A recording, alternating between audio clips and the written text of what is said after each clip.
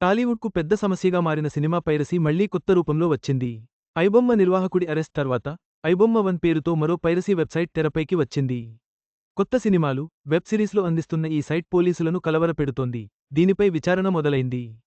టాలీవుడ్ నుంచి ఎప్పటినుంచో కలవరపెడుతూ కోట్లు నష్టం తీసుకువస్తున్న అతిపెద్ద సమస్య పైరసీ.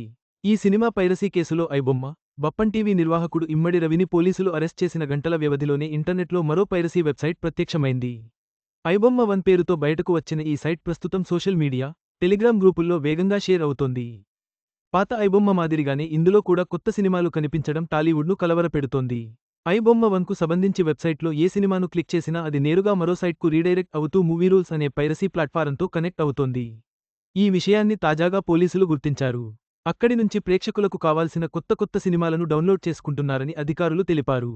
ఈ నేపథ్యంలో సైబర్ క్రైమ్ పోలీసులు ఇప్పటికే ఐబొమ్మ వన్పై విచారణ మొదలుపెట్టారు. అయితే ఈ ఐబొమ్మ వన్ ఇప్పుడు కొత్తగా వచ్చిందేమీ కాదు. గతంలో కూడా ఉంది. కానీ ఐబొమ్మ ఉండటంతో ఈ సైట్ను ఎవరు పెద్దగా పట్టించుకోలేదు. ఈ ఐబొమ్మ వన్ గతంలో కూడా ఉన్నట్టు తెలుస్తోంది. ఐబొమ్మలో లేని కంటెంట్ కూడా ఈ ఐబొమ్మ వన్లో కనిపించేదని సమాచారం.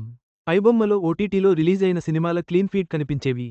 కానీ ఐబొమ్మ వన్లో ఆ రోజు రిలీజ్ అయిన కొత్త సినిమాలతో పాటు వెబ్ సిరీస్లు కూడా ఇందులో ఆడియన్స్కు అందుబాటులో ఉంటున్నాయని తెలుస్తోంది. అంతేకాదు యాడ్స్ ప్లే అవ్వకుండా, ఎటువంటి బ్రేక్ లేకుండా ఐబొమ్మ వన్లో సినిమాలు, సిరీస్లు చూసే ఆప్షన్ కనిపనిస్తుండటంతో ఆడియన్స్ ఎక్కువగా అట్రాక్ట్ అవుతున్నారు. అయితే ఐబొమ్మ బాగా ఫేమస్ అవ్వడంతో ఎక్కువగా ఆ సైట్లోకే యూజర్స్ వెళ్లేవారు. అయితే ఈ ఐబొమ్మ వన్ కూడా ఐబొమ్మ ఫ్యామిలీ నుంచే వచ్చినట్టు తెలుస్తోంది. ప్రాథమిక సమాచారం ప్రకారం ఐబొమ్మ ఎకోసిస్టంలో భాగంగా దాదాపు 65 మిర్రర్ వెబ్సైట్లు పనిచేస్తున్నాయని అధికారులు భావిస్తున్నారు. ఈ మిర్రర్ సైట్ల వల్ల అసలు నిర్వాహకులను గుర్తించడం మరింత క్లిష్టమైందన్నారు. రవిని అరెస్ట్ చేసినప్పటికీ ఈ మిర్రర్ ప్లాట్ఫారంల ద్వారానే కొత్త సైట్లు క్రియేట్ చేసి ఉండవచ్చని పోలీసులు అంచనా వేస్తున్నారు.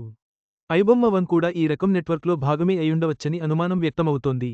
రవి ఆపరేట్ చేసిన బప్పం టీవీలో ఎక్కువగా ఓటీటీపై మాత్రమే విడుదలైన సినిమాలు అప్లోడ్ చేస్తుండేవాడు.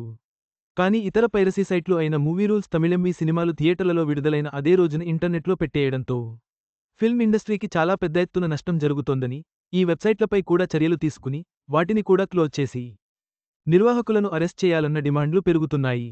ఐబొమ్మ భూతం వదిలింది అనుకుంటే ఇప్పుడు ఐబొమ్మ వన్ అంటూ మరో పైరసీ భూతం రావడంతో టాలీవుడ్ మేకర్స్ కలవరపడుతున్నారు. ప్రొడ్యూసర్లు ఈ కొత్త పరిణామంపై ఆందోళన చెందుతున్నారు. పైరసీని అరికట్టేందుకు కఠిన చర్యలు తీసుకోవాలని కోరుతున్నారు. మరోవైపు సైబర్ క్రైమ్ విభాగం ఐబొమ్మ వన్ డొమైన్, సర్వర్లు, నిర్వాహకులపై ప్రత్యేక దర్యాప్తు చేపట్టింది. రవిని అరెస్ట్ చేసిన వెంటనే ప్రత్యామ్నాయ సైట్ రావడం వల్ల ఇది ఒక పెద్ద నెట్వర్క్ పని అని అధికారులు అంచనా వేస్తున్నారు. ఇతర పైరసీ సైట్లపై ప్రస్తుతం ప్రత్యేకంగా దర్యాప్తు జరుగుతున్నట్టు తెలుస్తోంది. ఐబొమ్మ అరెస్ట్ తర్వాత కూడా పైరసీ కొత్త రూపాల్లో వస్తుంది. ఐబొమ్మ ఎకోసిస్టమ్ లో అనేక మిర్రర్ సైట్లు ఉండటంతో వాటిని అరికట్టడం పోలీసులకు పెద్ద సవాలు. ఈ పైరసీ భూతానికి ముగింపు ఎప్పుడు పడుతుందో వేచి చూద్దాం.